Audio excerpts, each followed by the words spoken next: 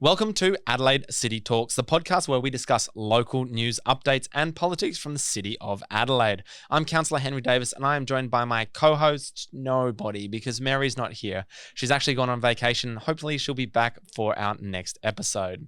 So whether you're a long-term resident, a business owner, or simply someone who's curious about the inner workings of local government, we invite you to tune in and join in our conversation.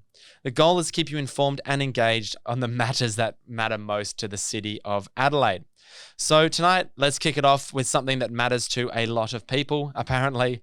It is the prayer. So the way it works is the City of Adelaide, every single time we have an agenda. And one of those agenda items is the prayer. Now, at the beginning of the year, there was a motion to remove the prayer from our agenda. And there was a significant response from our community. I'm talking about hundreds of emails of people writing into all the councillors saying to them that they did not want to lose the prayer from the agenda and to be read out in every council meeting. So the Lord Mayor, I suppose, came up with her own compromise, which was let's just skip over it and pretend it never happened. So instead now what they do is they invite the councillors to read or contemplate the meaning of the prayer. Now, it does say read, so last night I decided to read it out, and apparently that shocked the entire council chamber for some strange reason. Now, the reason why I did that is, first of all, and primarily, it's in the agenda. So I'm a solicitor, I like rules, I like good governance, and when something's in your agenda, you don't just get to gloss over it.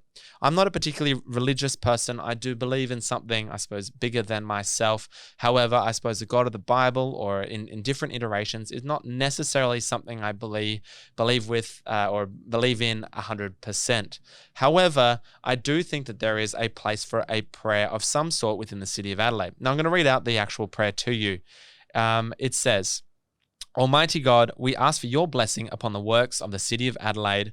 Direct and prosper its deliberations to the advancement of your glory and the true welfare of the people of this city. Amen. So I decided to read that out last night at the council meeting at the appropriate time. Now, my view is that the council should deal with this in an open and honest way, and the Lord Mayor shouldn't have the jurisdiction to change around our agenda, and it's actually set out in our standing orders, and those are the rules that we should follow.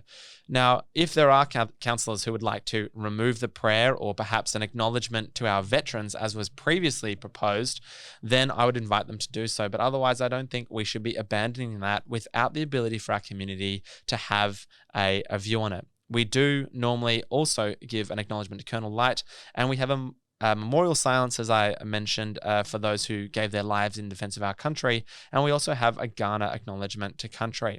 So there is quite a bit on, but my suggestion is don't do it by stealth, put in a formal motion and get it done. Now, another thing that's been stirring in the media lately there's been, I suppose, a rekindling of an issue that happened a few weeks ago where Councillor Carmel Noon told Councillor Mary Couros, my co-host who's not here today, to F off in the middle of a council chamber. This saw swift action from our mayor, and essentially Carmel Noon is now sitting at the front of our meeting in the naughty corner, it would seem. So last night she was right under the mayor's nose at the front of the classroom, something that I am personally familiar with from my schooling, but perhaps for different reasons. I did think that it was a bit of a shame because the way that Councillor Noon responded to the article was essentially to say, hell will freeze over before I sit between those two disruptive councillors ever again. And she was talking about my good friend Mary Couros and myself, in fact. Now, my recollection's a little bit different. I thought we were actually having a bit of joviality in a quiet space in the meeting. But I think the media attention has not gone as intended. But I do think it's a little bit disappointing that a councillor is so early in the term is essentially saying hell will freeze over before I sit next to somebody in the chamber.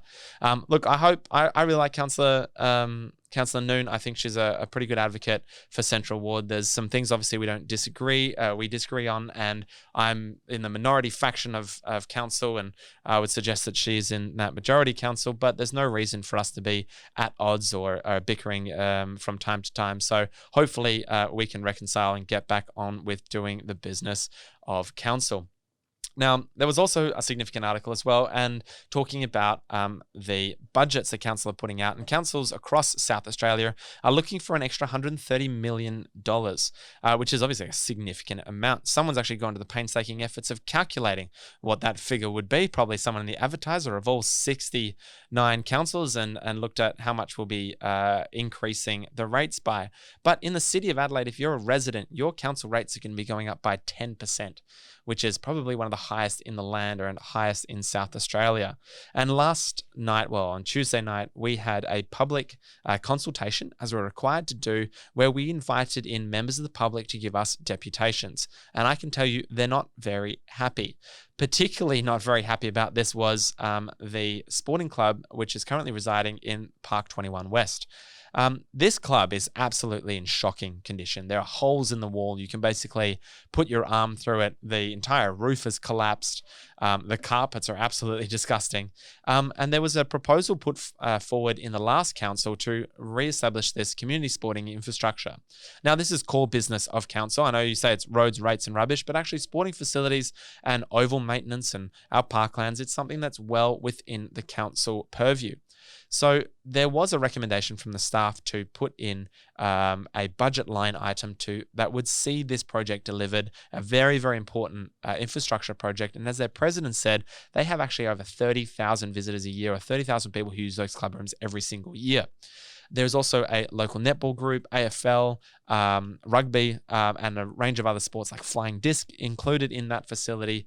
And it was actually mentioned in the council that they should just get a toilet block and then they can go to the pub, including all the juniors. So the juniors can go out and hang around pokies and alcohol in a pub, in a public setting, rather than actually have a community space where that club could be. Now, we've seen a massive response from that clubs and their members. I encourage people who are unhappy about this to actually write in. And if you're a member of another club, which is currently has premises in the parklands or surrounding regions, you too should also be worried, because I think that this is seen as in my view, a real punch in the guts to our sporting communities who play a vital role in building our community in the City of Adelaide. There was also some pretty strong criticism from one deputation who talked about the City of Adelaide's complete lack of vision. Now, we're spending a lot of money doing detailed designs, but I can't see how we're going to pay for it. We haven't even done our long-term financial plan yet. It seems to me that our prudential borrowing limit is fast approaching, and we actually won't have the ability to deliver most of the projects that we're looking at doing. Now, the other thing is the State Treasurer has recently announced a $500 million change in the state budget, which means that, us trying to seek co-funding for some of the street upgrades might become more difficult in the future as they focus on fixing the ramping problem, which is happening in the state health system.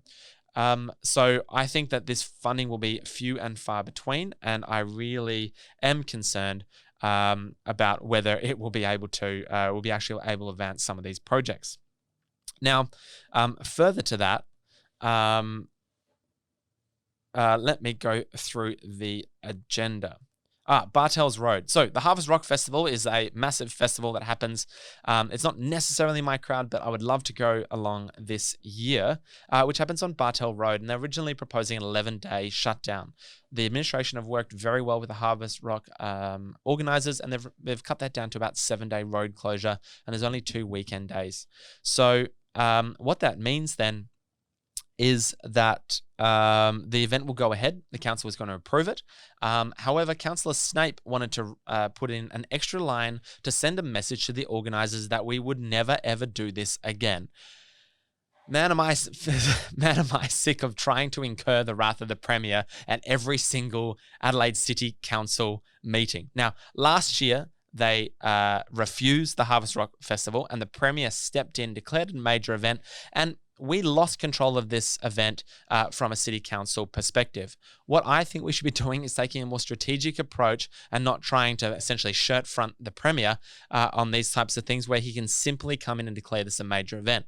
So if you're a resident who's living in the East End or in my South Ward or a local business, and you're concerned about these road closures because they put a massive imposition onto people getting in the city, the way to do that is through advocacy, as we've seen successfully delivered with the transfer or the removal of the proposal to put in the police barracks for the horses in Park 21 West. And actually that's going to go out to the airport. So that's been a win for the City of Adelaide in terms of advocating for our community. We don't need to shirt front the Premier at every single possible opportunity. I understand he plays AFL and he'd probably beat all of us quite simply. My view, even though that we might disagree on some political lines, is that we should be working with the state government, because when it comes to the City of Adelaide, activating it, getting our businesses going again and bringing more people into the city, that we are absolutely aligned on, and I want to support and facilitate that. We've had a little bit of we've had massive criticism from different industry groups about the budget as well, and that will be coming back by the end of the month. Now, the Boer War, that happened a long time ago in the late 1800s, and last night we had two deputations, one from Dr. Anthony Stimson and also from Mr. James Uncles. Now, this has to do with the memorial, which you might have seen on the corner of North Terrace and King William Road. Now, this memorial is essentially dedicated to those men who gave their lives during the Boer War, and it's there to commemorate their passing. There is somebody who's not on that memorial, and he was actually executed by the British during the Boer War. And there is essentially a petition or a request by Mrs. Morant. I believe the guy's name is the Breaker. That was his nickname. He was convicted of shooting a number of prisoners during the Boer War, and Mrs. Morant, a descendant of his, is hoping to see his name on that memorial. Councillor Snape, again, decided that he would like to send a message to Miss Morant by saying to her that even if you put in a development application and even if that is successfully delivered, that the City of Adelaide might just refuse to implement the works or to implement the development application. My view is that's completely inappropriate. I'm not a historian. I'm not sure what the rules should be around memorials and whether Morant should be recognised on this memorial or not. I think we should be leaving that to people with doctor in the front of their names and have PhDs on this subject. And so my view would be that we should be following the advice, following the development application if Miss Morant should put in such an application. And I would encourage her to do so if that's what she wishes to do. But needlessly, I don't think that the council needs to go and attack these development applications and prejudge these matters before they come in. I believe that motion was passed, that it was essentially signalling that we may not implement the works in the end. However, let's see what happens if she puts in a development application or not. Bit of a strange thing, but Caterpillar is our Parklands authority, and they provide us with advice. Now, last night, they wanted us to note, or the administration said that we should note that they had a meeting and note that they will talk to us in the future. We note a lot of things without much substance, and this has been a growing trend in the City of Adelaide, where just before we have to decide something quite significant, on our desks as we arrive in the council chamber, we'll actually get this advice, which is we have to note advice of another committee. That advice isn't actually given to us, but we get their agenda papers or their minutes, and we just have to agree to whatever is put through and then take the administration's word for it, where we can't actually get these documents. So last night, we put an end to these reports coming at the last minute to council. And noting things that we shouldn't be. It is a complete waste of time, and I hope we can streamline that process. But the last time this happened, we were actually rocking up to a situation with a recommendation for the administration, and at the last moment, we had this advice that landed on our desk with a completely different thing. And so I'm really struggling as a councillor to figure out who's doing what within the city, and we're getting these last minute things on the night, like a couple of minutes beforehand. So hopefully that will be better run going into the future. There was a couple of motions on notice. Councillor Siebentritt, who is a doctor actually, and he has a PhD in environmental issues, wanted to get a review of our sustainability incentive scheme and see how we could deliver better outcomes. I thought that was an excellent idea. And what else did we do? We also approved the continuation of a bilingual community liaison officer who could better speak with our Asian or Chinese community, of which we have a significant number of people who are Chinese within our community and might struggle to interface with the City of Adelaide. So I think that's excellent, and congratulations to Simon Howe for making sure that happened. New Year's Eve is returning to Elder Park this year, which is amazing, something that I've been advocating for, which was good to see that the council decided to pick that up finally.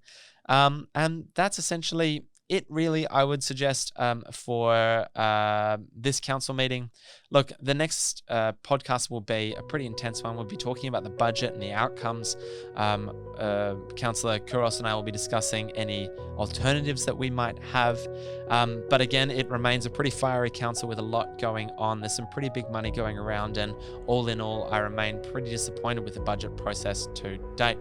As a final thing, I'd like to remind you that everything I've said here today is my own personal view, if that wasn't clear enough. Otherwise, I'll get in trouble from the council solicitors, and I'll be knocking on my door yet again. But otherwise, thank you very much for joining me in this podcast. It was a short and sweet version. I look forward to having my co-host Mary back with me next time. Thank you for joining me.